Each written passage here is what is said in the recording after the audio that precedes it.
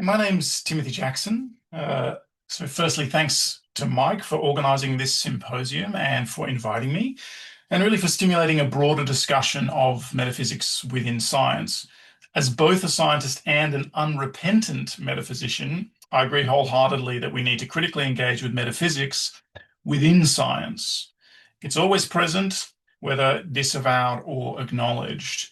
For those who don't know me, which may be most people, I'm an evolutionary biologist, I'm a chemical ecologist, pharmacologist, and a philosopher of science, also a dad and a musician for what it's worth.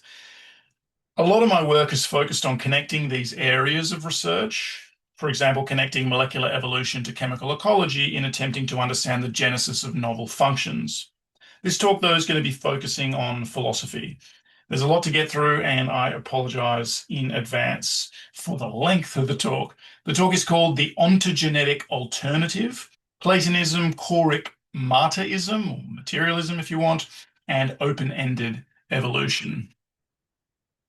So just a quick too long didn't listen. The talk's going to give a high-level overview of ontogenetics or the ontogenetic method. It doesn't have detailed discussions of physics and biology, so it's kind of riddled with promissory notes and like subtweets. That's just unavoidable because there's way, way, way too much material to get through in a reasonable amount of time. Uh, the context for the development of this ontogenetic method is the Process Science Project, which I'm co-directing with my friend Matt Siegel, and it's hosted by the Center for Process Studies. So in that, we're reframing the history of modern science and evolutionary thought, and also auditing contemporary research programs, amongst other things. So in the talk, I'm going to talk about stuff like individuation, the distinction between substantialism and hylomorphism in that context, mathematical Platonism and the khôra, physicalism and effective theory, information ontogenesis and alterity, mechanical, physical, and vital, distinctions amongst those things, images, encounters, elicitation, and so-called exeity. Absent is actually a bunch of stuff. I had to remove a whole heap from a much longer, like a ridiculously long version of this talk. One of the things that's missing is therefore a serious discussion of ancestral relations like inheritance and convergence. And those are actually a core focus of my scientific work and really very relevant to these discussions, but there just was no space for them here. Okay, so I'm going to start by calling upon a few fellow travelers. One of them is Anaximander and Nietzsche. So Nietzsche, Anaximander via Nietzsche. So Nietzsche says, describing Anaximander's philosophy, never can a being which possesses definite qualities or consists of such be the origin or the first principle of things. In order that coming to be shall not cease, primal being must be indefinite. So this is a discussion of the apeiron in Anaximander, or the boundaryless, right, which is kind of Anaximander's basic nature of things. Nietzsche goes on, now anyone who can quarrel as to what sort of primal stuff this could have been, whether an intermediate substance between air and water or perhaps between air and fire, has certainly not understood our philosopher at all. This is an anti-substantialist doctrine, right? It's not about, as with many of the other pre-Socratics that are being sort of referenced there, it's not about a fundamental substance, but a fundamental operation, perhaps we're going to say. So another fellow traveler, Charles Sanders Peirce, here's a quote, the evolutionary process is, therefore, not a mere evolution of the existing universe, but rather a process by which the very Platonic forms themselves have become or are becoming developed. In short, if we're going to regard the universe as a result of evolution at all, we must think that not merely the existing universe, that locus in the cosmos to which our reactions are limited, but the whole Platonic world, which in itself is equally real, is evolutionary in its origin too. And amongst the things so resulting are time and logic. The very first and most fundamental element that we have to assume is a freedom or chance or spontaneity. So we're going to liken that spontaneity to Darwinian overproduction of variation, but also to the apeiron. Another quote from Peirce, when I have asked thinking men what reason they had to believe that every fact in the universe is precisely determined by law, the first answer has usually been that the proposition is a presupposition or postulate of scientific reasoning. But what is a postulate? It is the formulation of a material fact which we are not entitled to assume as a premise, but the truth of which is requisite to the validity of an inference. Now, some words from Whitehead, obviously a big part of the process science project, although I'm not going to develop the Whiteheadian perspective here. Matt has already done that very adequately, more than adequately. But a word from Whitehead, quote, "The explanatory purpose of philosophy is often misunderstood. Its business is to explain the emergence of the more abstract things from the more concrete things. It is a complete mistake to ask how a concrete particular fact can be built up out of universals. The answer is, in no way." And now some Deleuze and Guattari, probably referencing Whitehead, who they certainly were engaged with. Quote, "The first principle is that universals explain nothing and must themselves be explained." So we might think about Feigenbaum's constants in this regard. Really, they're not universals, and regardless, they're definitional and descriptive rather than explanatory. So in evolutionary terms, they're kind of more like synapomorphies or shared derived characters that define a particular class of entities rather than universals. Indeed, they're kind of a felicitous tautology as well in the more mathematical sense. They define a restricted class of phenomena, and that those phenomena that are members of that class are those that exhibit Feigenbaum's constants, right? And now the mighty ancestor, or psychopomp for this talk, is Gilbert Simondon. So ontogenetics, referring to it as an ontogenetic method, is really a tribute to Simondon, who thought that ontogenesis was first philosophy. So a few things that he has to say. He was very, very engaged with the problem of individuation, right? So he said there are two paths through which philosophy has typically approached the reality of being as individuated. So one is substantialism, e.g. atomism and some versions of materialism or idealism indeed, things that are obsessed with primary stuff that everything else can be understood in terms of. He says this about substantialism: the being as consisting in its unity, given to itself, founded on itself, not engendered, and as resistant to what is not itself. Okay, that's his very short definition of substantialism there. What we're going to dwell with a lot more in this talk is hylomorphism. Hylo, hule, matter, morphe, form, right? So hylomorphism, according to Simondon, considers the individual as generated by the encounter of a form and a matter. Both substantialism and hylomorphism suppose that there is a principle of individuation prior to individuation itself that is capable of explaining, producing, and guiding it. Simondon says this is a no-no. Both substantialism and hylomorphism indeed contain partial truths and are more related to one another than a superficial study might suggest. And both, quote Simondon, suppose the existence of a first term, the principle. But we would precisely have to show that ontogenesis can have a first term as an initial condition. Problem, a term is already an individual, right? So this is question begging is the point here. Attempting to understand individuation in terms of the pre-constituted individual, like that first term, which is already individuated, right? Rather than vice versa. Okay, if you really want to have an understanding of how individuation works, you can't appeal to something that's always already individuated, right? So Simondon says that he will seek the principle of individuation in a reality that precedes individuation itself, and that this is to consider individuation strictly as ontogenesis, onto, being, ontos, genesis, the genesis of being. Both atomistic substantialism and the hylomorphic doctrine de facto avoid the description of ontogenesis itself, right? They both assume that there's already being and beings in existence, right? They're all already individuated terms like form and matter. So they don't consider individuation directly as the problem. More Simondon quotes to orient us. Instead of conceiving individuation as a synthesis of form and matter or of body and mind, we shall represent it as a splitting, a resolution, a non-symmetrical distribution occurring in a totality starting from a singularity. We'll have occasion to talk about singularities and how we shouldn't think about them. Another quote, if the individual is grasped after individuation, then we wind up with the hylomorphic schema, because nothing would remain in the individuated individual except these two visible aspects of form and matter. Yet the individuated individual is not a complete reality. And individuation is not explainable by means of the mere elements that the analysis of the individual after individuation can discover. Okay, so we can see form and matter in an individuated individual. Once you've got an individual, you can separate really stipulatively, kind of by fiat in a way. You can say this is the form and this is the matter, but only after the fact. Here he says, individuation will not be considered solely from the perspective of the explanation of the individuated individual. It will be grasped, or at the very least, we shall say that it should be grasped, like we should make this attempt, before and during the genesis of the separate individual. Individuation is an event and an operation within a reality that is richer than the individual that results from it. Okay. So, quo vadis, Platonism. What do we mean when we invoke Platonism? Now, Mike has pretty clearly said that he's not so concerned with what Plato actually thought, and that's probably wise, because Plato's dialogues are notoriously problematic in the felicitous sense.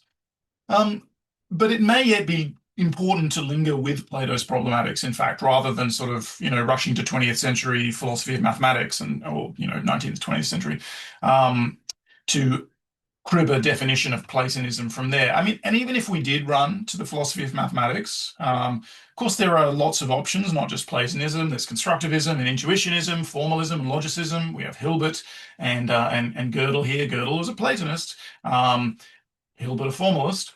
So we have options, even if we go to the maths department. And there's this phrase that's been used about ending up in the maths department when we're trying to understand or solve for morphogenesis. I'm super happy to be, in relation with and visit maths departments. I love maths, but despite my passion for mathematics, I sincerely hope we're not going to end up in the maths department, right? Not if we're trying to solve a problem in biology or physics or anywhere else, right? Physics, biology, philosophy, aesthetics, finding things, observing things, so perception. How do we find something? What happens when we observe it? All of these sorts of questions, they're relevant. This is a transdisciplinary problematic. We may need newish maths. We may need new ways to talk about maths. But we don't want to end up with a purely mathematical approach, is all I'm saying here, because that's going to conceal as much as it reveals. Of course, Mike himself is a notably transdisciplinary individual. All right. Another fellow traveler, kinda, there's a question mark here. I'm not going to induct Stephen Wolfram as an honorary ontogeneticist just yet, but some of his work does have some serious constructivist cred, I think. So Wolfram has a couple of things to say. I'm putting these in here as kind of polemical things. These are sort of polemical things that he says, but don't shoot me. I didn't say them. But faced with complexity, quote, mathematicians in my experience have two common responses, either to single out specific patterns that have a simple, repetitive, or perhaps nested form, or to generalize and look not at individual patterns, but rather at aggregate properties obtained, say by evolving from all possible initial conditions. About questions that concern the structure of a pattern that looks to us complex, the almost universal reaction is that such questions can somehow not be of any real mathematical interest.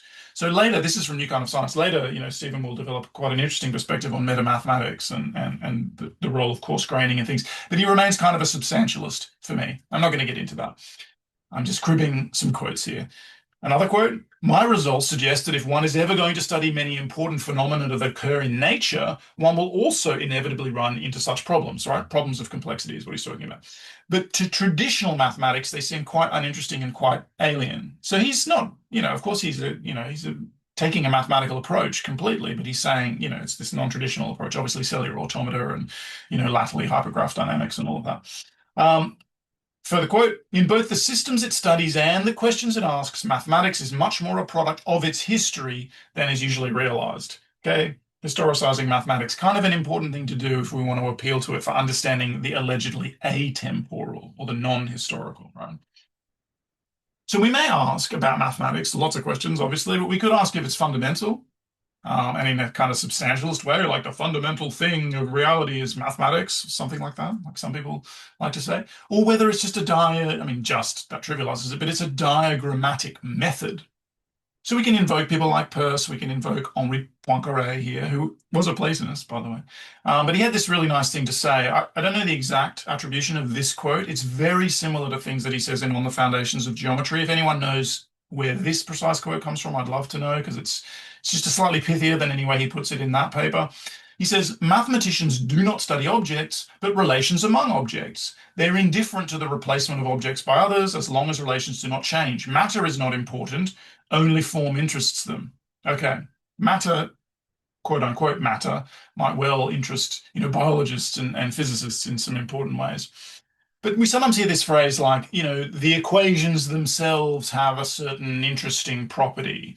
When we hear that, we could ask, do the equations themselves have X interesting property? Or did we derive from a study of empirical system Y a diagram of abstract relations, which we represented using, for example, partial differential equations, and then materially instantiated this set of abstract relations in an alternate material substrate, like a computer, for example, and found that the resultant process retained the interesting properties of the original system Y, the original empirical system. So really here in this diagrammatic way of thinking, the mathematical model is a mediator between, it's a way of transmitting a diagram of abstract relations from one material substrate to another, and then finding out that in these two very different material substrates, there's a kind of multiple realizability of the particular properties that we were interested in. But in no sense are we talking about the equations themselves having that property. It's the two material, substrates that have that property when,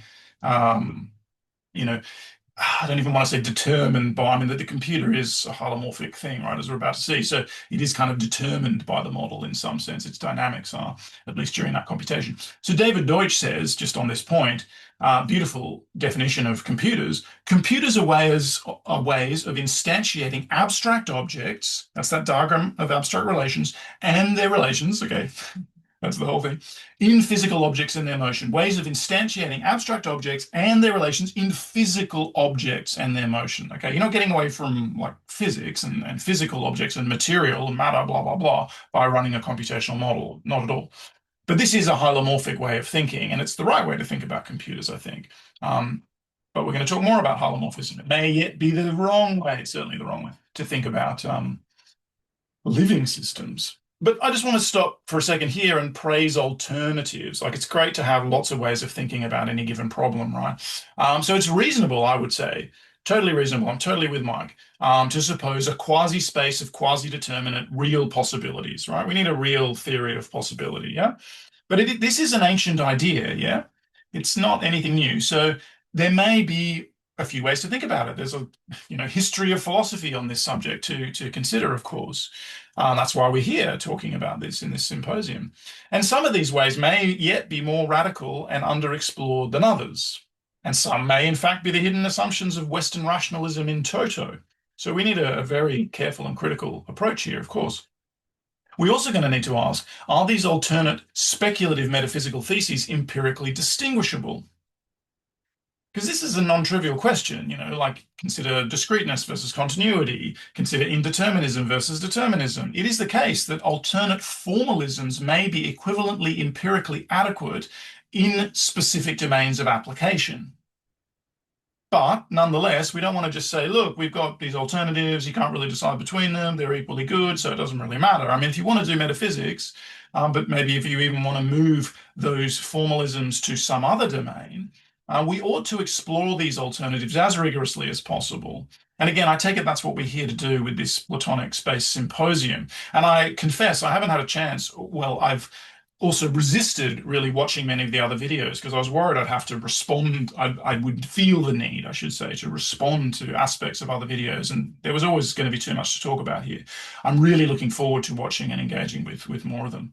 But so, yeah, we need to explore alternatives as rigorously as possible, noting that their consequences may not be immediately apparent. Just because they're equivalent in one domain, consequences or differences may show up in domains far from the initial arena of investigation. For example, the limits of dominant forms of physical theorization might work really well in the domains for which they were designed in physics, but those limits may become very apparent when we try to move them to biology, ethics, aesthetics, etc. And that's part of why we're here, right? The limits of physicalism.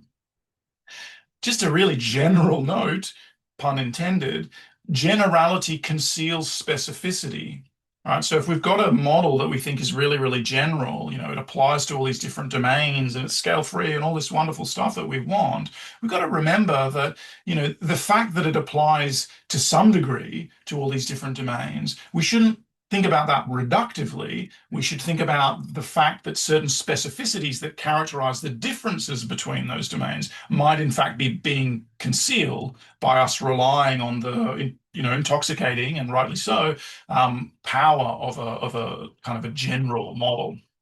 All right, so let's just turn to old man Plato for a moment.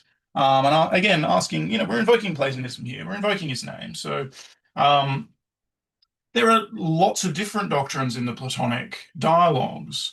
And one thing I think might be worth recovering in this context, if you're going to think about morphogenesis, it's actually probably really good to think about the way Plato himself thought through morphogenesis and what he thought was required, or how he thought that worked. And so probably the locus classicus for that is the Timaeus. I'm not going to go through it all, but I'm just going to highlight this operator of the khôra, right? And that gets elided in discussions of mathematical Platonism, I think, far too often. So I'm calling this reclaiming mum, choric martyrism or materialism, right? So Plato's receptacle, the khôra, is described as a mass of plastic material. It's really the precursor or one of the precursors of Aristotelian matter. And Plato says, or Timaeus says in the dialogue, anything that is to receive in itself every kind of character must be devoid of character. It is by nature a matrix, a womb for everything.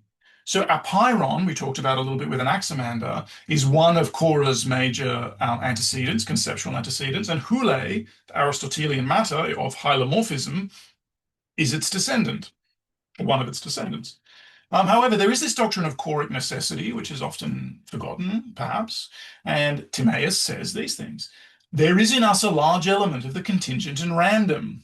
This world came into being from a mixture and combination of necessity and intelligence. Just noting that necessity is the khôra itself here, right? Not intelligence. Intelligence is the demiurge contemplating the forms and attempting to form the khôra in its image, but not managing to completely subdue that choric necessity. It's unruly, that khôra, right? It was by submission of necessity, this is a very hierarchical conception, obviously, to reasonable persuasion. Well, at least it was reasonable, but it is the persuasion of reason, right? We'll talk about the rationalist ambition in a little bit. It was by submission of necessity to reasonable persuasion that this universe here was originally constituted. Okay, so, necessity is here, hule or matter, or khôra, right? Reasonable persuasion is the correlate of form, amongst other things. So this is precursor to hylomorphism, right? But he says to give a true account of how it came to be, that's the universe, one must mix in the kind of the wandering cause and how it is its nature to cause motion. You can't neglect this term, right? And its important role here. So in the primitive chaos, and we can also compare this to Hesiod, and so the sort of creation myth type context for the Greeks, the chasm. In the primitive chaos of the khôra, quote, there was no homogeneity or balance in the forces that filled it. No part of it was in equilibrium. Okay, it's non-equilibriums, but it swayed unevenly in all the directions as it was shaken by the forces. But these forces are endogenous to it, right? And in being moved, it in turn shook them. This is a reciprocal differentiating internally. And the things that were moved were constantly being separated and carried in different directions, rather like the contents of a winnowing basket. A winnowing basket, coarse-graining, right? This is the origin of that metaphor. So this process of endogenous and constructive coarse-graining leads to the formation of incipient elements. The demiurge then comes in to finish off the job in contemplation of the eternal forms, and to shape them, these incipient elements, shape them completely according to forms and numbers, right? But the khôra, gets part of the way there. So maybe, yeah, I'm just saying, consideration of the khôra, and maybe the khôra can do even more than Plato thought it could do. Now a bit of hylomorphism, all right? And I'm not engaging the scholarly debate about Aristotle here, really. This is Aristotle in inverted commas, right? Hylomorphism is an Aristotelian doctrine. But so in hylomorphism, the individual is understood as resulting from the encounter between active form and passive matter. Sounds familiar, yeah? Form is imposed on matter, which receives its imprint. The formed material body is thus a simulacrum of the ideal form itself. That's slightly more Platonic language. And it's a simulacrum because remember the unruliness, right? The matter isn't completely passive, evidently. Well, khôra certainly isn't. So it can't take the form perfectly. So a simulacrum is always like a pale image. It's an imperfect, pale imitation of the ideal form, right? Quintessential examples for hylomorphism are brick molding and sculpting. We can compare also, by the way, to the four causes. Not going to get into this, but understanding the four causes, material, efficient, formal, and final, as an analytic or explanatory method, all right, which is variously collapsed in more contemporary or more modern versions. But it's not about like there being these four forces in nature that came together to, these individuated forces that came together to create this thing. No, it's like once you have a thing, you can analyze, you can take different perspectives on it and analyze the contribution of these different forces. So they're analytically, abstractly separated. And indeed, the hylomorphic schema is such a method. Specifically, it's about form and matter, right? And it's a good schema.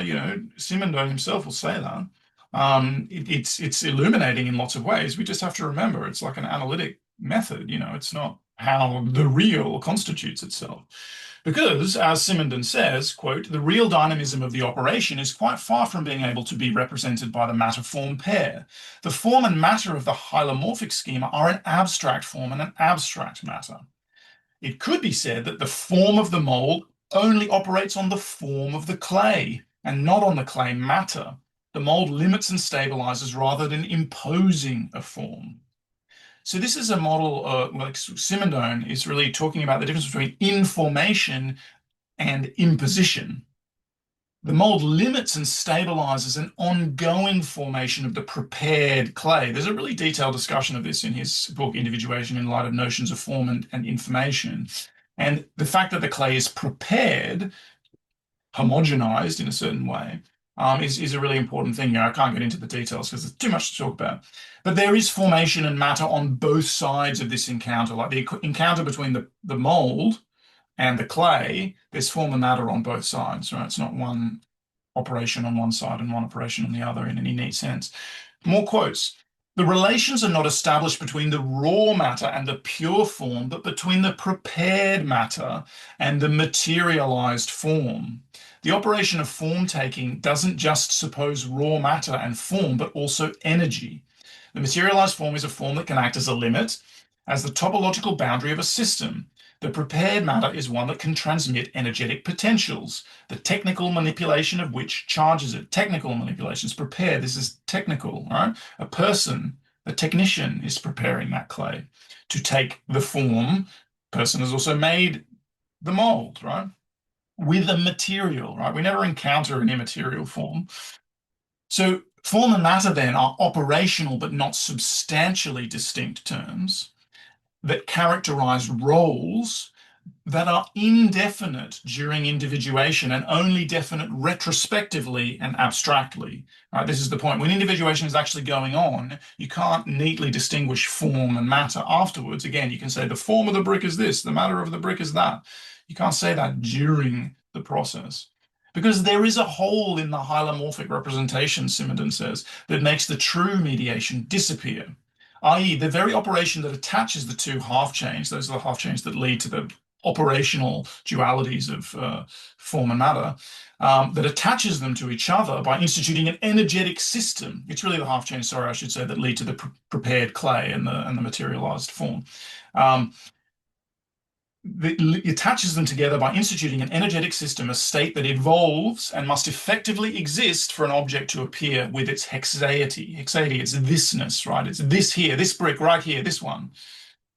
That's the individual. Nota bene, the brick molding example is the technical paradigm for hylomorphism. That means it's as hylomorphic as you can get for Simondon. It's the most extreme separation of form and matter that you're going to find in the world. Although I do think computers are an interesting example, as I said. But it's still here, the degree of abstraction is easily recognized. And we could talk. We're going to talk about computers, but of course, it's only after the computers had its genesis, it's been built, and the programs had its genesis, and it's been built. It's been informed, it's been programmed, it's been coded, written, etc. That you could talk about a hylomorphism there. It's not a genetic paradigm, right? You're not talking about the origins of those things. So physicalism is not enough, we're told. I agree, right? I agree, but why? What does that even mean? It really means to me that effective theory, which we'll talk about in a second, is not enough. Physicalist rationalism, physicalism is a form of rationalism, is dualist because it brackets the genesis of form. There's no genesis of form in physicalism, in effective theory, as we'll see.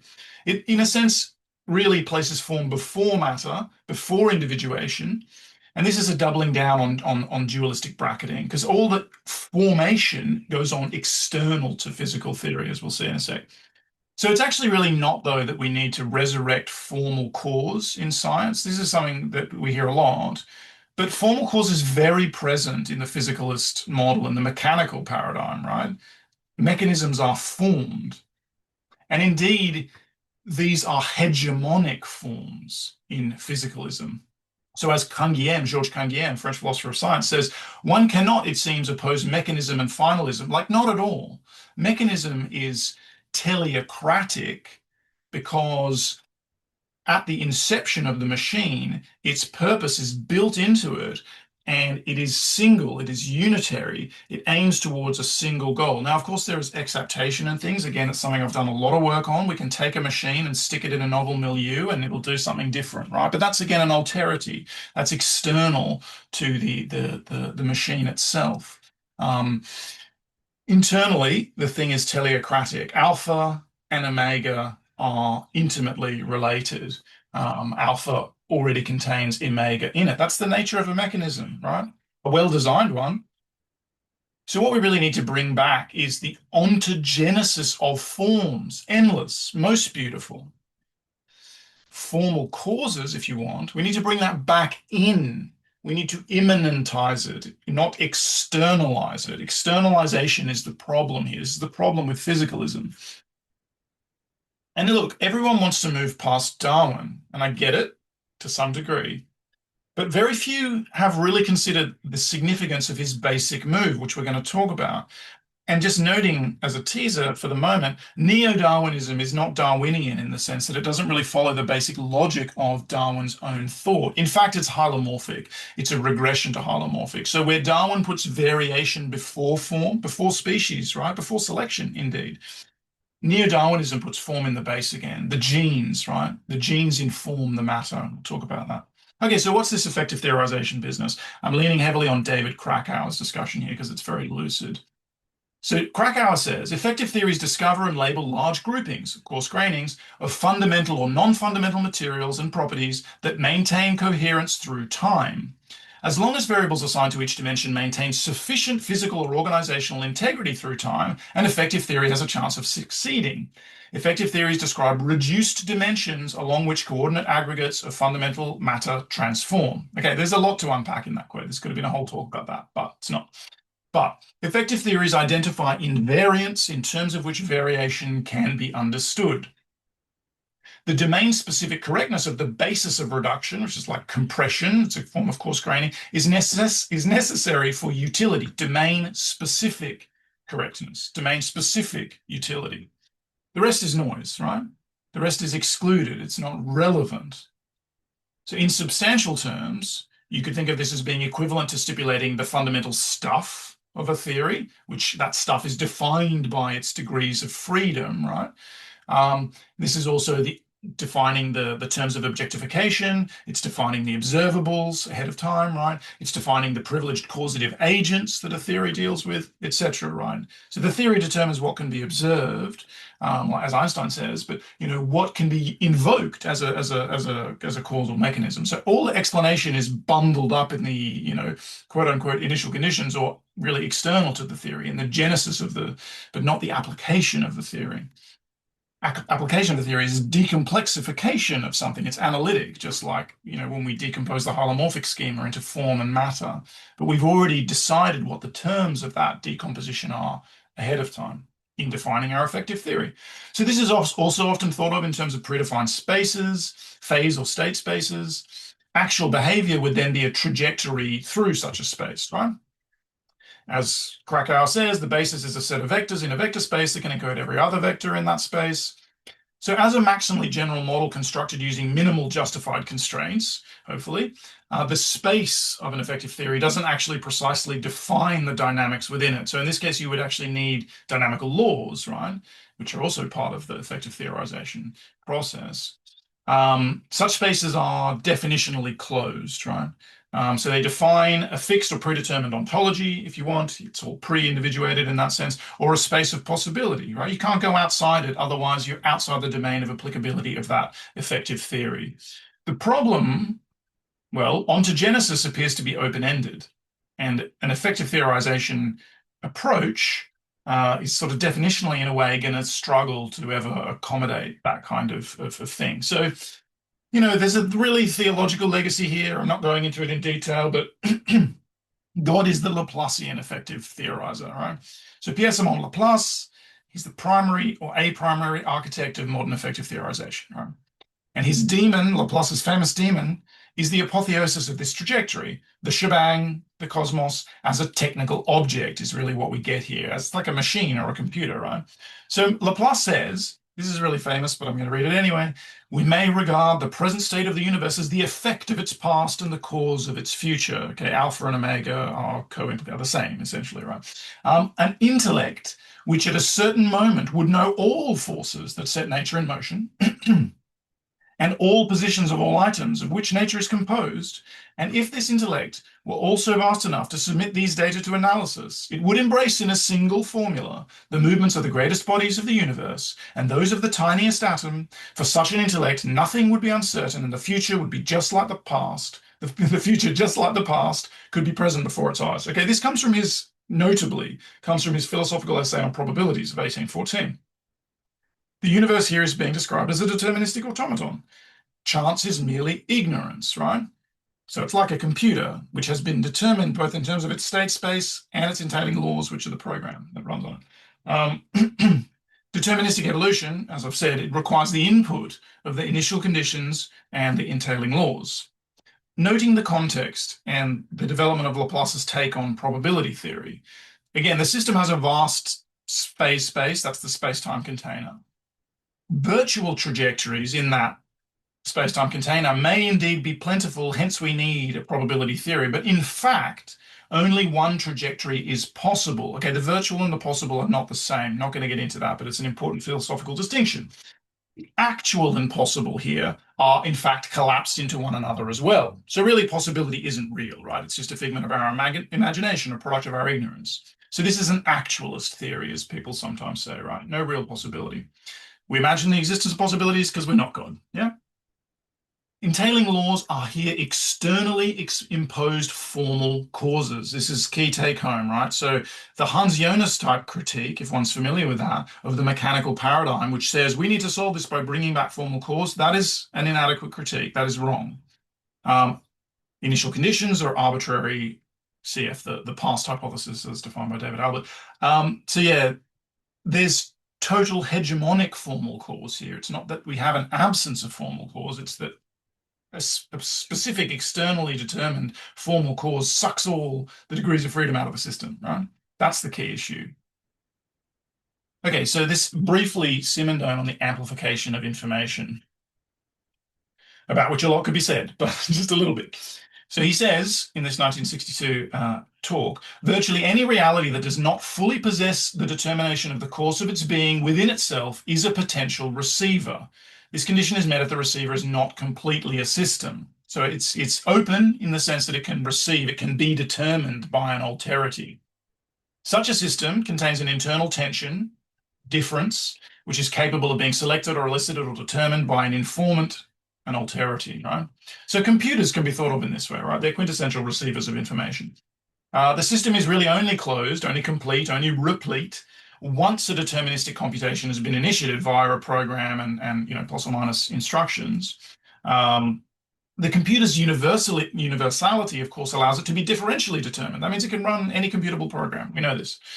Additional interventions or instructions like keystrokes. Every time I tap on the key to advance the slide, they come from outside. They change the boundary conditions of the computation, i.e. the system alternates in a sense between opened and closed states, right? It's closed once a computation has been initiated until it finishes, and then it's ready to receive more instructions. So it's open, it's waiting, and then it receives more information from an alterity, me in this case.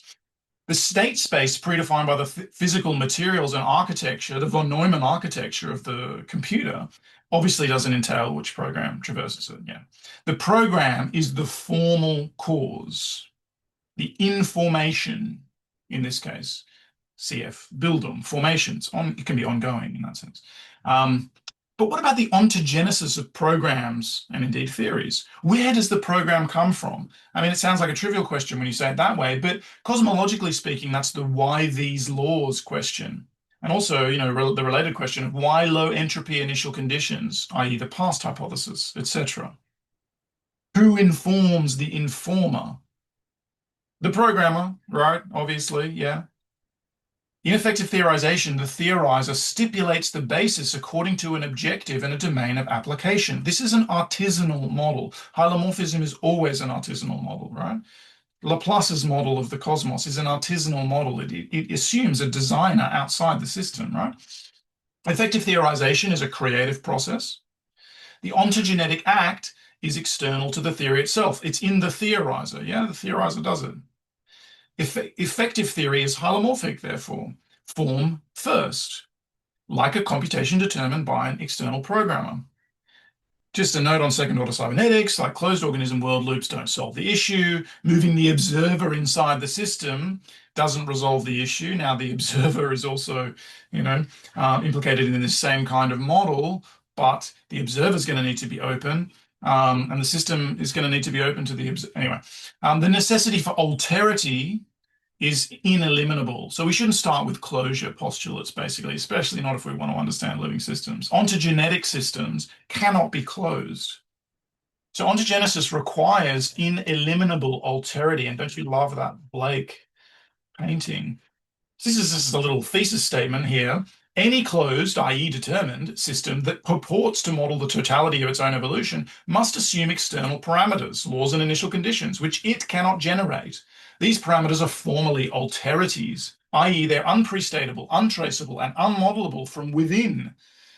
Therefore, any such system is actually not closed, and the universe cannot be unitary, unless it's like eternal and just kind of sitting there, in which case there's no genesis, there's no explanation. This is the ultimate Mysterian thesis, right? Any recourse to eternals that have no genesis is, de facto Mysterian. They can't be explained. We could talk about the halting problem and Turing's recourse to oracle machines, computational irreducibility of Wolfram relevant here. Those are still kind of Laplacian. The problems can be our ignorance, right? Self-reference, paradoxes of self-reference and incompleteness theorems, they show us the demon can't be immanent, has to be outside if you're going to have a demon. There can be no effective theory of the cosmos, though, is the basic gist here, right? And that's okay, fine, because effective theories aren't fundamental. Really, there's no privileged basis of reduction, right? So this becomes a perspectival thesis at this point. There isn't an ultimate reduction base to the universe, right? And really not to any stratified system. There's no privileged level of description for any complex system, any stratified system. You either bite the theological bullet in this context and you fully externalize creativity, or you acknowledge the existence of immanent alterity, i.e. non-closure. A universe with real chance, indeterminism or underdetermination, is not close. It's not close to itself, right, in some sense, yeah? The constitutively underdetermined is indeed excessive with regard to any reference frame. There's always going to be that excess to any reference frame. So there's really no possible unitary description of creative evolution. Really, that would be a contradiction in terms. But if this sounds hopeless, I mean, no worries, because Chuck will come to the rescue. Variation, which Brannon and McShay have called the zero-force evolutionary law, and selection are immanent alterities already. So, we do have a way of approaching these challenges. But we want to ask at this point, what motivates the turn to Platonism, and particularly the sort of mathematical Platonism that we're discussing? Really, I'm going to say it's the inevitable need for alterity that motivates Platonism, and I think that's sort of well described in the case of Levin's Platonic space. So formal systems, like indeed appearances, part of the original Platonic problematic, always point to something beyond themselves. There's something behind appearances. There's something in excess of any given formal system. In 20th century maths departments, this is connected to the inevitable incompleteness of any self-consistent, finitely specified axiom system. There's always some outside that is indeterminate from within the system. You can always nest the system, therefore, in some larger predetermined space, but that too will summon the irreducible alterity. You're just going to get more. It doesn't matter how big your system is, how you've nested the previous system inside another and another and another and another. It's infinite. That's infinite regress. The horror of the alien, of the alternate, of the alterity, this chthonic horror that we feel that, oh no, being might not all be determinable. There might be limits to knowledge. Scary stuff. Indeed, any non-trivial axiomatic system will have unprestatable consequences as well. As Wolfram says, in general, one will not be able to construct a finite set of axioms that can be guaranteed to lead to ultimate completeness and consistency, right? Again, we've talked about the halting problem. So alterity, what we're saying is there is some active reality that is not captured by the formal approach. There's some generative reality not captured by any given formal system that is not intelligible in terms of any of these finite axiom systems. It doesn't belong to that determinable domain, right? This can be described, as it was by Whitehead, as the absolutely irrational. In Peirce, it becomes the generative nothing. So you see perhaps the connection to the apeiron and to what Simondon calls the pre-individual reality.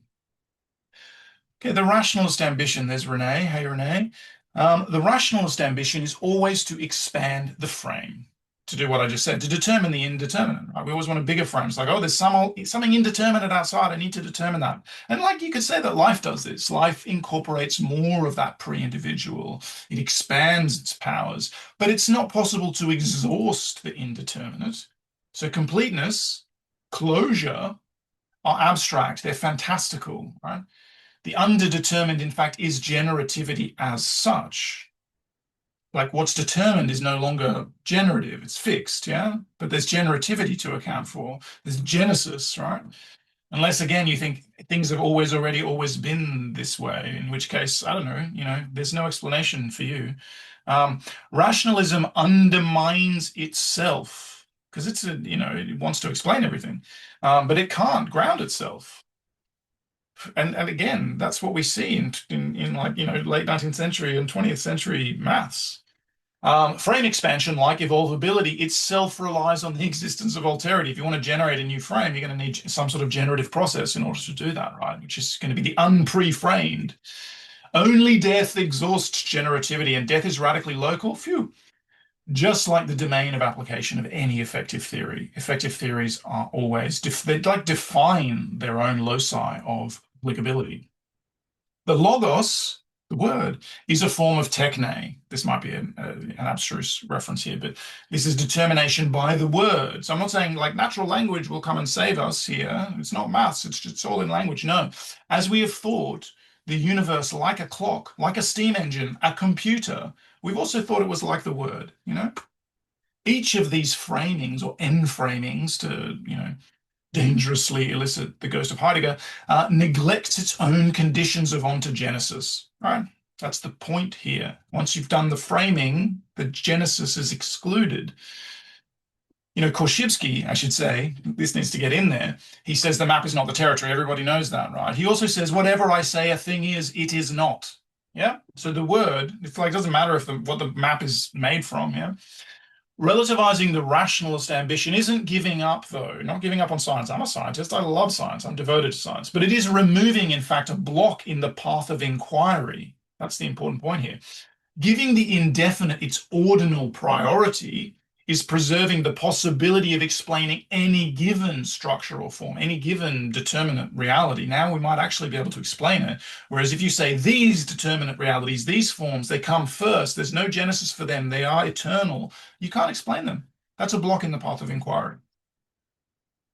The dream of complete explanation, though, point here, all right, the rationalist ambition, being is not infinitely determinable. There are limits to our ability to determine being, all right? So the dream of complete explanation is self-defeating. There's always going to be this indivisible remainder if variation comes first, because some things, don't happen for a reason per se. Okay, excess and alterity. Gilbert again, and Chuck with his wonderful beard. So Simondon, about biological individuation, he'll say things like, biological individuation does not fully resolve tensions. It leaves the problematic latent, subsistent. Life is a first individuation, has not resolved everything. We have movement to go ever further. We have tension and potentials for becoming other, for recommencing an individuation that is not destructive of the first. This force, though, is not vital, it's pre-vital. Okay. He's saying organisms have multiple entelechies due to ongoing differentiation, right? There's not a single telos for an organism. It can go this way or that way or the other. Quote, again, according to the doctrine we're presenting, being is never one. When it is monophasic, most one-like, it is in fact more than one. It is one, it only seems like one because it's not decomposed at that point. Chuck D has these things to say. So Darwin's major intervention against the thesis of special creation, which is the hylomorphic thesis, species essences, right, which are forms, a priori forms, is to make the overproduction of variation, difference, excess, the first principle. So this is the Darwin-Peirce-Lewontin triad, as I call it, variation, selection, inheritance. There's an order there. The Darwin-Hooker principle, as described by the French philosopher Jérôme Rossin-Volant, is a pure variability of the living, an inherent tendency to vary, which is a Darwin quote, which remains without determined or perhaps determinable cause. It's intrinsic in the sense that natural selection only intervenes in it secondarily and thus extrinsically, even if it also itself tends to conserve and amplify this intrinsic variability of the living. A little bit more on the DPL triad. Variation, selection, and inheritance. Variation is constitutive or intrinsic to all levels of biological systems. It's not just mutation, it's stochastic gene expression, it's Brownian motion in between cells, it's spontaneous activity in nervous systems, it's stochastic behavior, it's autokinetic behavior, it's motor babbling, it's linguistic babbling, I'll stop babbling. Selection occurs across levels, both internally and externally, abstracting and amplifying subsets of standing variation. All this standing variation is there and it's ready to be elicited, to be selected. Forms or species are relatively stable clumps in the field of primary variation. That is Darwin's account of the quote-unquote origin of species, right? So unlike in hylomorphism, where variations are accidental deviations from essence, variability or generativity is primary. It's the opposite here. It's not just an inversion, but I won't get into that subtlety. But matter obviously isn't passive. But form and matter are the extreme terms that obscure the central zone of life itself. That's a Canguilhem Simondon way of putting it. Neo-Darwinism, okay, this is important again, and genetic determinism are not Darwinian in this sense. They're in fact hylomorphic, so they're regressive. Bodies are constrained by forms. Bodies are matter, genes are forms, bodies are the vehicles, you know the rhetoric. This is a standard mechanistic paradigm, obviously. It's artisanal, again. It's the same thing over again. Whereas Darwin's logic is anti-mechanistic, right? Because that primary variation is genetic. It can't be reduced to the mechanical. Darwin is not a mechanical thinker in an important sense. The effective theory of evolution, which is what the modern synthesis attempts to be, seeks a privileged base of reduction, like any effective theory, a definitive level of selection, i.e. to identify the unique causal agents. I'm saying that approach is doomed, right? But let's not be too hasty to substitute one hylomorphic scheme with another. If we're saying Neo-Darwinism isn't enough to explain morphogenesis, that's obviously true. But let's not insert another hylomorphic scheme. These great ideas, they require great care. Okay, a little note on the physical versus vital individuation.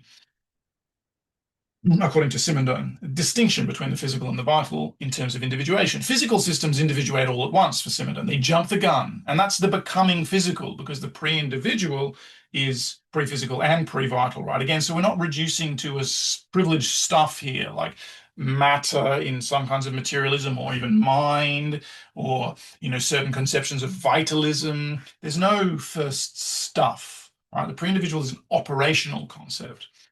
Living systems defer complete individuation indefinitely. They are neotenic. Neoteny is the maintenance of juvenile character states into adulthood.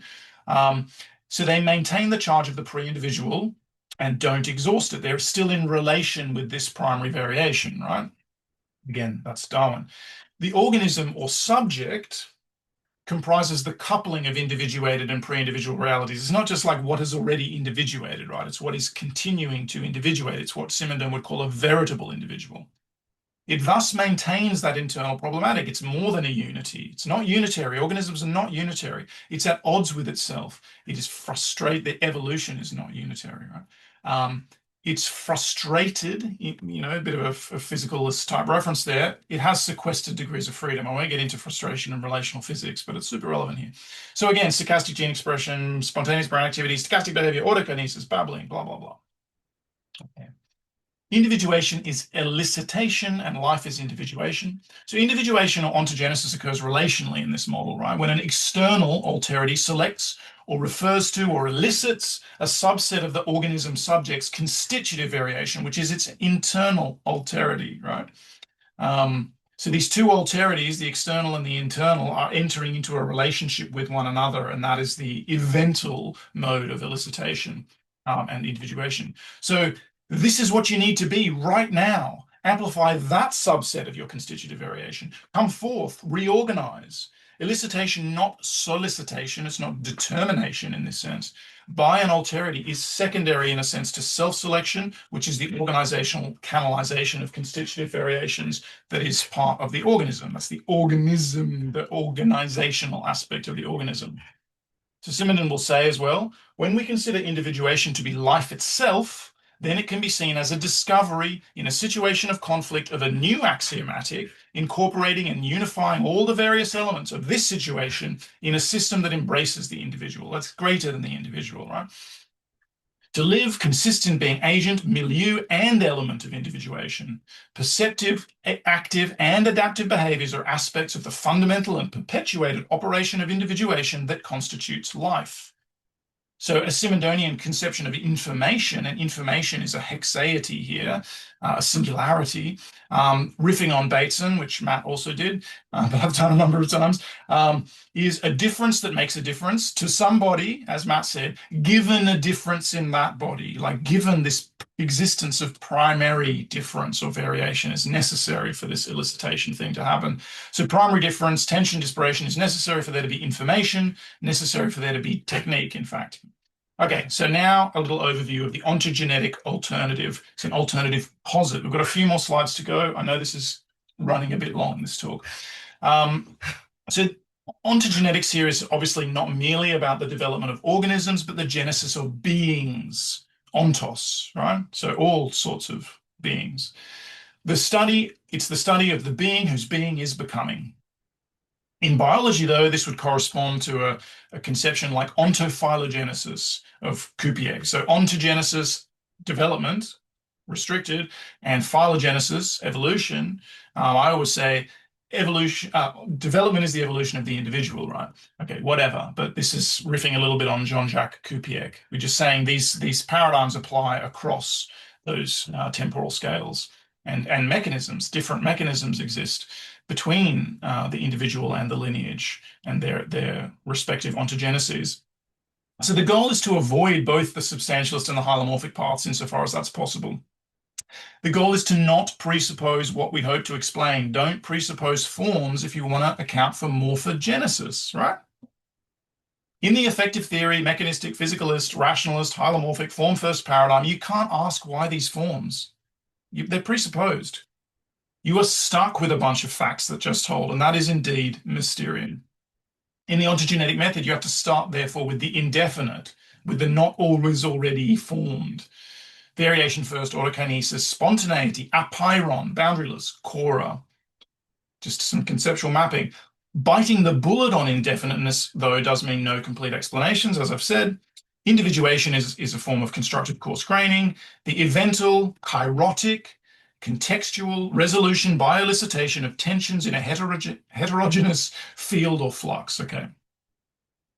Convergence, by the way, and I'm not talking about the ancestral, like I said, but convergence never requires eternal forms to be invoked or universals, but indexes shared constraint enablement contexts. And those can be really ancient contexts. Like all organisms are adapted in some sense to those quote unquote laws of physics that have held for some 13.7 billion years. That's a niche space, you can think of it as, that all organisms are adapted to, right? But by appealing to that, you'll never understand the specificity of different organisms.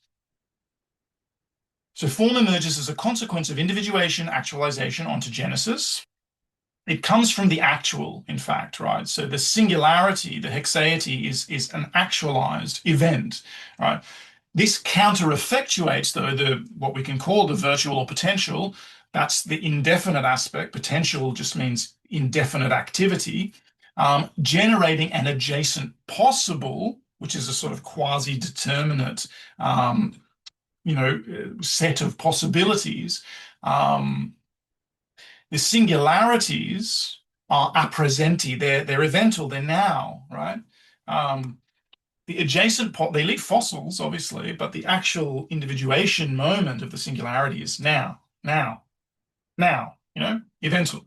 The adjacent possible halos the actual. You can think of it in this way, right? Something is actualized, it is haloed by this penumbra of the adjacent possibilities that are associated with that actualized, individuated thing, right? So you can think of that as a virtual reality, but it's not substantially, rather operationally distinct from the actual. The virtual and the actual are not two different stuffs necessarily, right? It's not the best way of thinking about it. And because the basic nature of nature is to move, to vary in this version, in this posit, to differ from what is already actualized, that's how you get the adjacent possible, right? Those are the possible adjacent differences from what is already actual. The form is there in that moment, right? Of that actual moment. So bodies are not completely constrained, especially if they're complex or stratified by form, which itself arises via informative relations between active bodies. This is immanent genesis, right? Forms are immanent to bodies, to the flux, arising relationally and never absolutely finalized, even though they may seem like incredibly stable. A crystal lasts a very long time. A crystal is a fossil of an individuation process. It's not a veritable individual. But I won't get into that. Information is exaity or hexaity. It's this here, now, eventual. There's a doctrine of natural abstraction to be developed here, quoting Whitehead as fellow traveler again. Abstraction expresses nature's mode of interaction and is not merely mental. When it abstracts, thought is merely conforming to nature, or rather it is exhibiting itself as an element in nature. It's from symbolism. So yeah, look, there's a lot of physics and biology that goes with all of this, but there's also, of course, a lot of detail to be worked out. The ontogenetic method is an alternative posit, right? I'm not claiming it's a complete theory. So if you're thinking, I don't know how we would explain X, well, I probably don't know how I would explain X, and maybe I couldn't. But all, yeah, so maybe I couldn't because, hey, indivisible remainder, like I've already mentioned. So we want to like talk about what theses are radical and everything, right? That comes up in this context.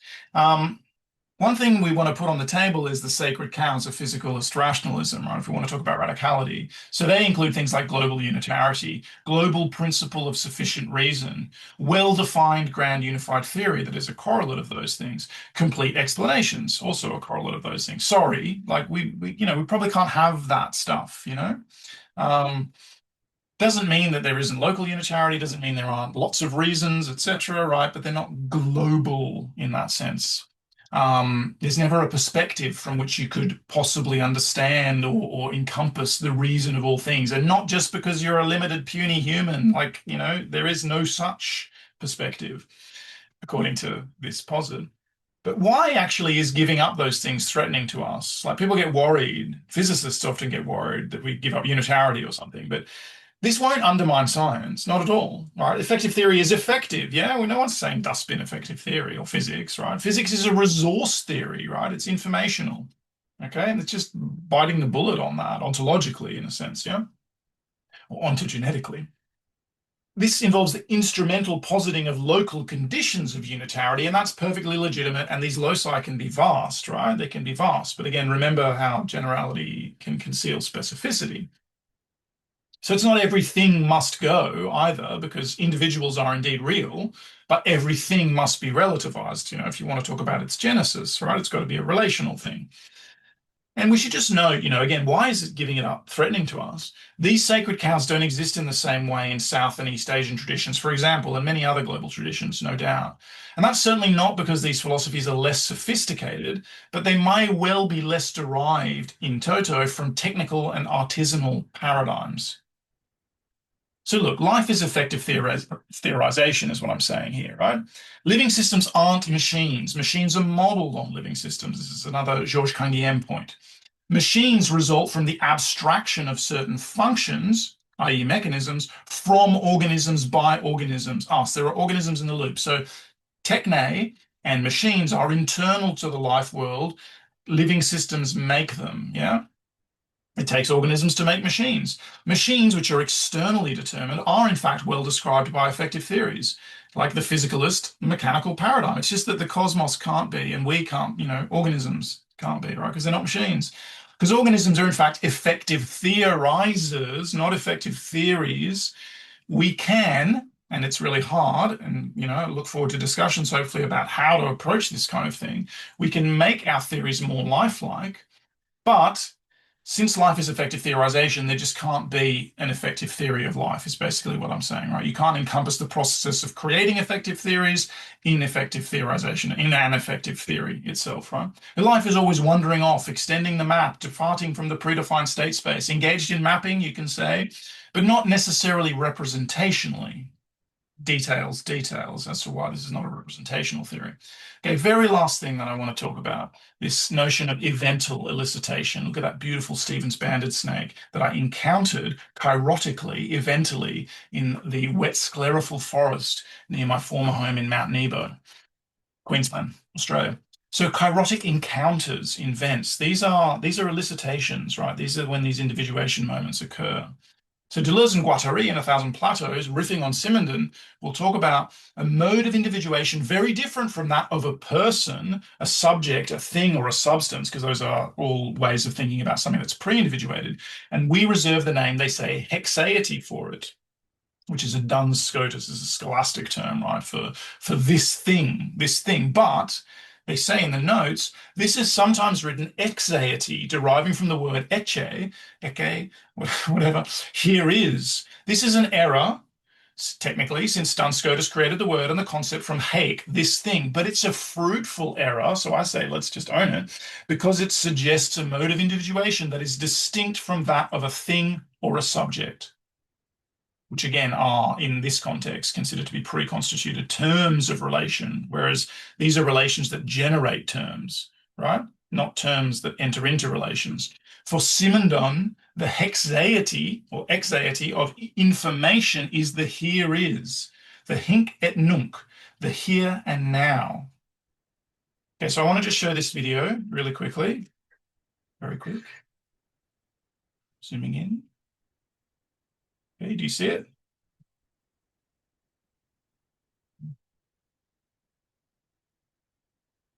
All right, there's a tiger snake hiding in the grass there, right? Now, I've spent so much of my life trying to find critters, cryptic critters like snakes, when they don't want to be found, right? And there's a way in which having a preformed notion, preformed image representation of what you're hoping to find in your mind while you are looking at things, but can become very obfuscatory, because the snake, as you encounter it, is never going to appear according to that preformed prior that constrains the possibility of your perceiving the actual singularity, the hexaity, the exaity, the here and now as it appears, eventally, relationally, right? So there's a whole thing to talk about here about perception and why we don't want to understand that in hylomorphic terms. But I have certainly already talked far too long, so I will finish just by saying phusis is a pairon, is boundaryless, and I will thank my dear friends Matt Siegel, Jason Tuckwell, other people for great conversations on these topics, and also again thank Mike for inviting me and for setting up this wonderful, wonderful initiative. Thanks very much for listening. Look forward to discussing these ideas with you.